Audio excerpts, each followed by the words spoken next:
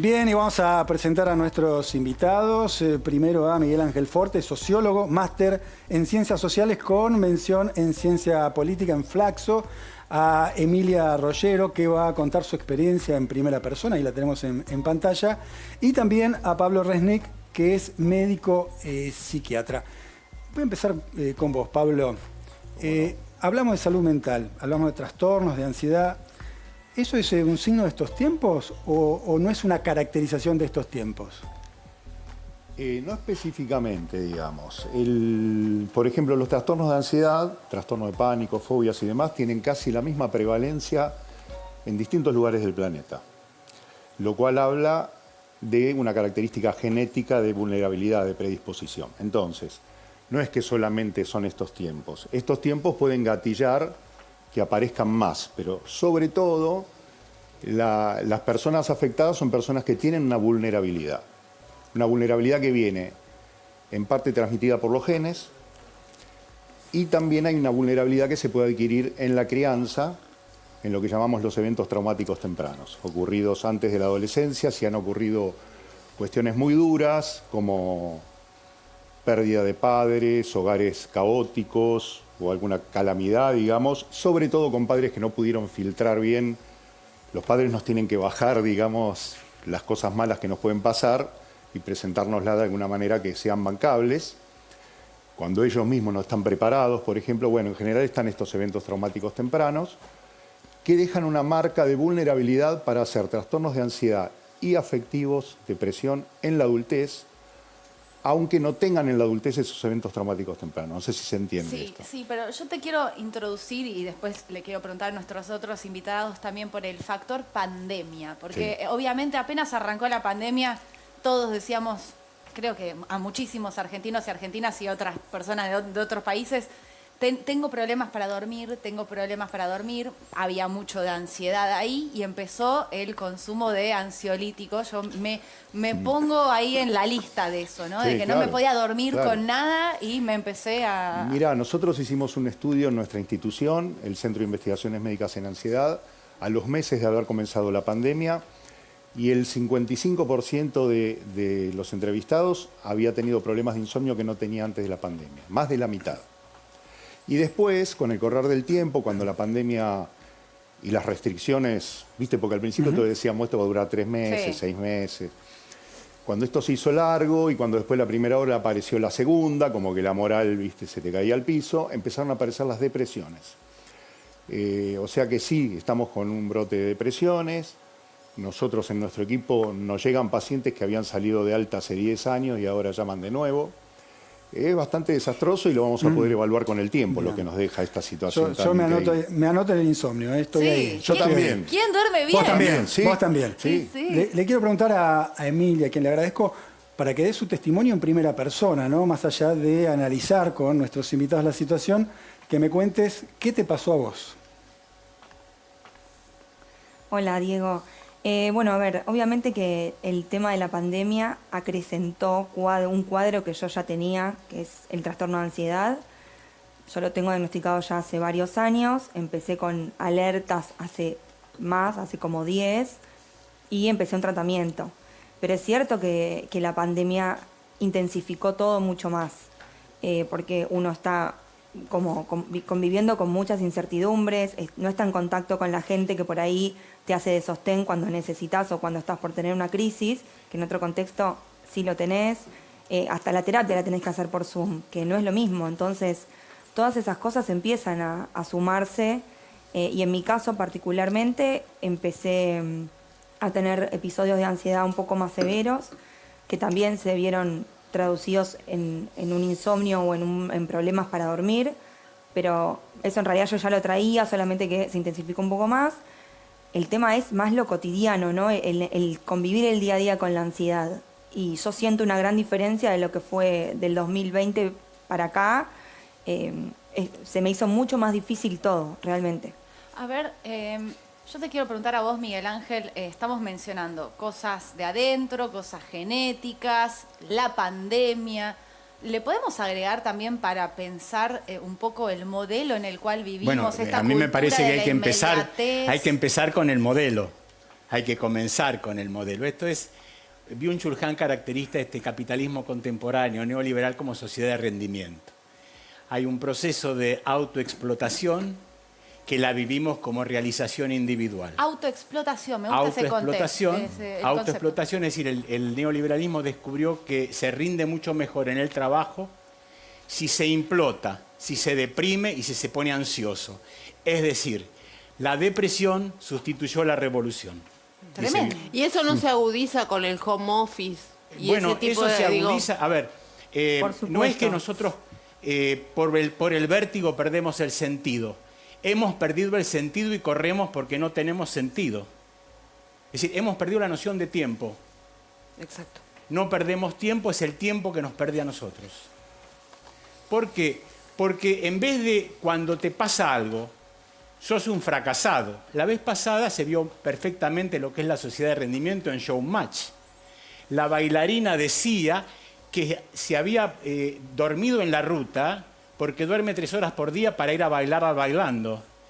Y el jurado, en vez de protegerla y contenerla, le daba manija diciéndole que era un programa en el que había que rendir. O sea, la palabra rendimiento es la palabra porque Y estamos... eso tiene que ver con el modelo capitalista, digo, lo pienso porque es el exitismo, ¿no? Bueno, es como el exitismo que va cada vez más rápido, capitalismo además. que... A ver, pero perdón, ¿es solo el exitismo o es vivir para trabajar? No, bueno, pero se vive para trabajar porque si vos fracasás, es tu culpa.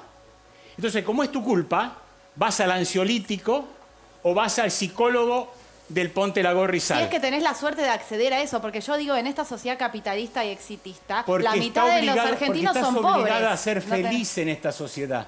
Claro. Y estás obligada a ser feliz para seguir en la cadena de montaje. No se permite- Es decir, no es se una especie permite- de película Tiempos Modernos de Calito Chaplin, Sí. Sí. pero en red. A ver, le online. pregunto a Pablo, ¿no se permite transitar la angustia, el dolor en este país? No, Mira, es hay una algo que dice Miguel acá, yo estoy completamente de acuerdo en todo el planteo. Es la era de la velocidad, donde no solo hay que ir apurado, sino que no llegás. No llegás nunca. Estás cambiando de ruta todo el tiempo o doblando.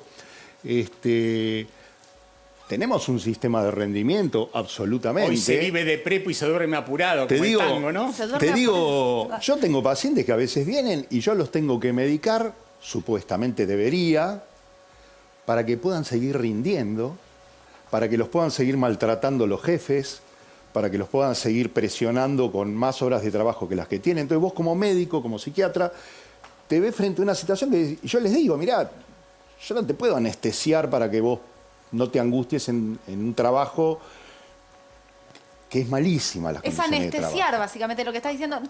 Está bueno lo que estás diciendo, pero yo ponele ahora, me tomé 3 días, ¿no? Me fui al medio de la montaña y siempre que uno hace eso dice, bueno, hay que cambiar de vida, vivo re mal y después volvés a lo Sí, mismo. pero ojo con ¿Hay alguna herramienta para tener términos medios de decir... Mira.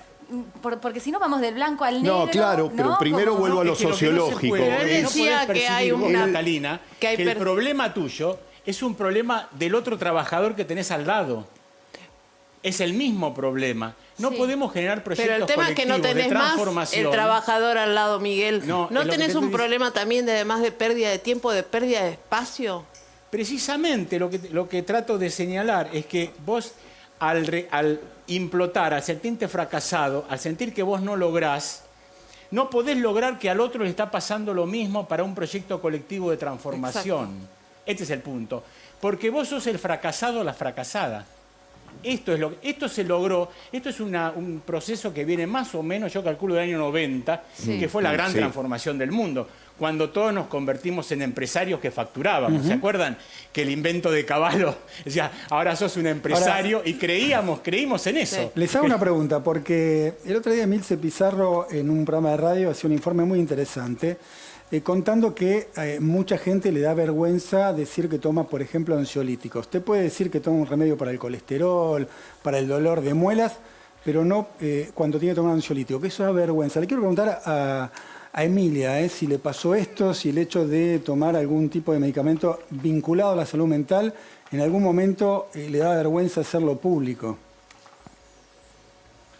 A ver, a mí nunca me dio vergüenza porque me vinculo en un entorno en el que entienden ciertas cosas y en un entorno en el que yo en general pude hablar de esto desde siempre. pero es muy común que vos digas, no sé, me duele la espalda. Y todo el mundo te dice anda al médico.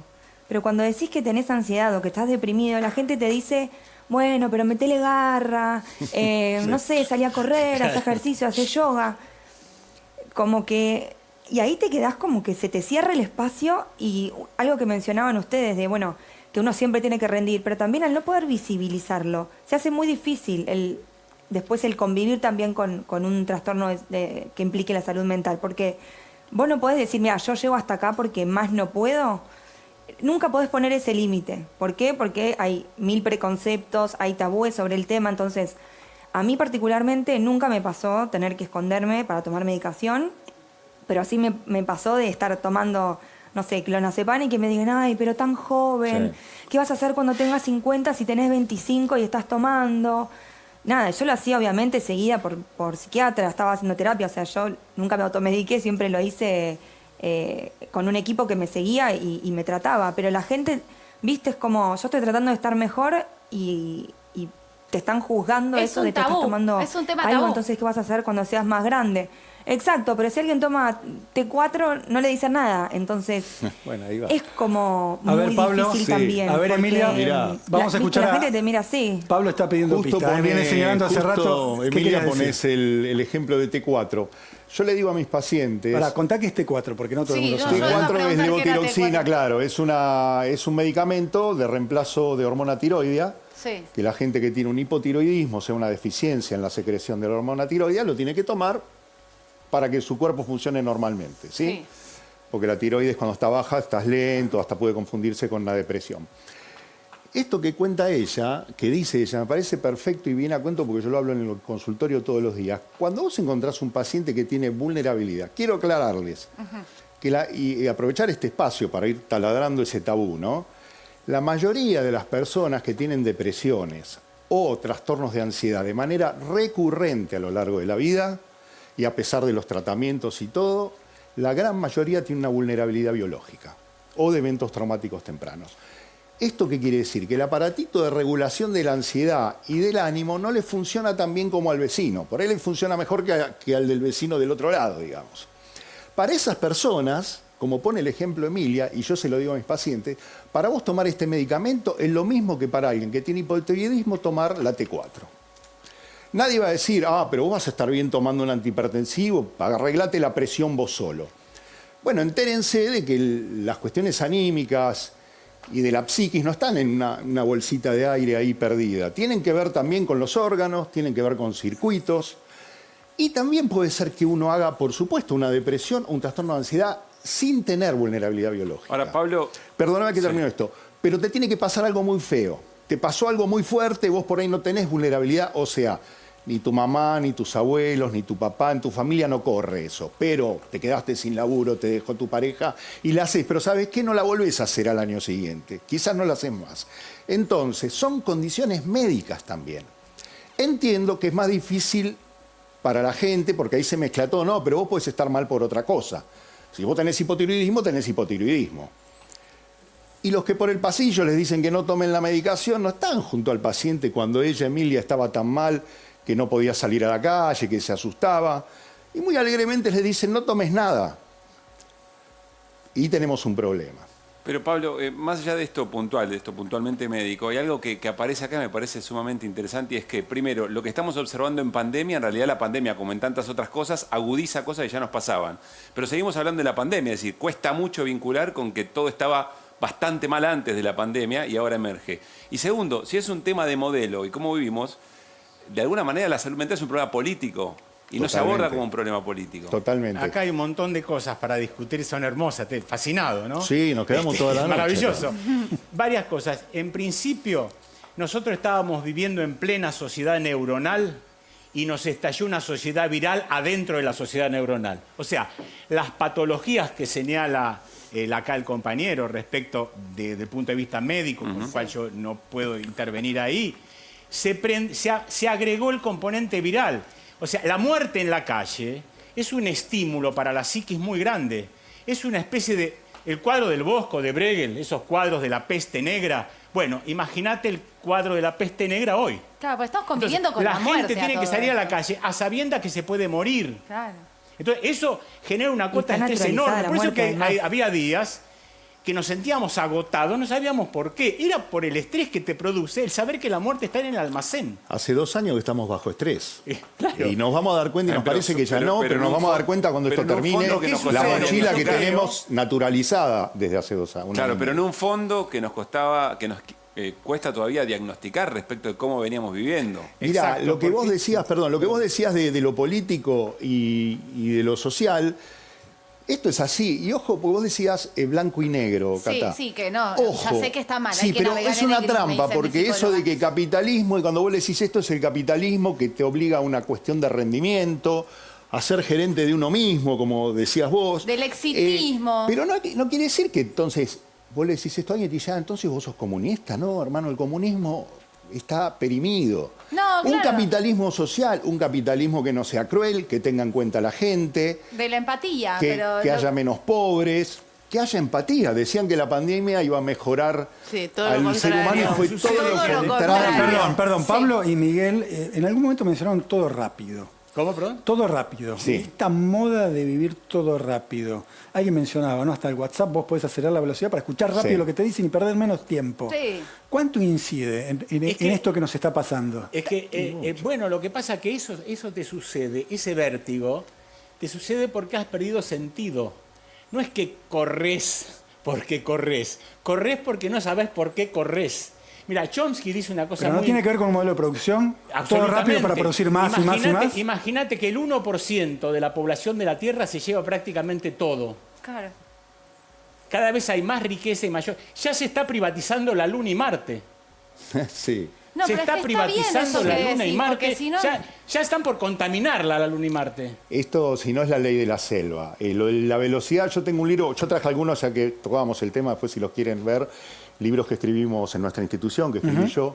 Y hay uno que se llama Vivir a Mil, el último, justamente. Y que habla de todo esto, de la velocidad y de cómo estas sociedades nos llevan a este rendimiento, donde además hablan de esto de la meritocracia, de que vos...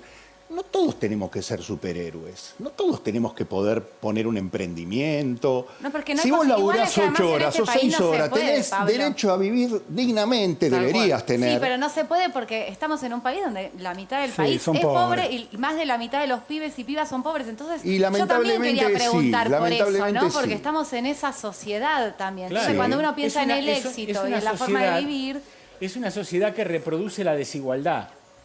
Pero no es que reproduce la desigualdad porque a nosotros no nos guste la desigualdad. Aunque no nos guste, parece que nos gusta la desigualdad. Porque nosotros mandamos a un chico a un colegio. Pero sabemos que para que compita en el mercado tenemos que llenarlo de cosas para que rinda en su vida. Entonces lo volvemos loco haciéndolo con cosas particulares, estímulos. Y hay porque reproducimos la desigualdad. Hay un negacionismo de los malos momentos, de los trastornos. Estoy pensando en Instagram, ¿no? En una red social donde estamos todos fantásticos. Hay una idea de negar un poquito el dolor, el tránsito por el dolor, Sí. el duelo. Esta es una sociedad paliativa que niega la existencia del dolor. No nos deja transitar el dolor porque si nos duele, paramos.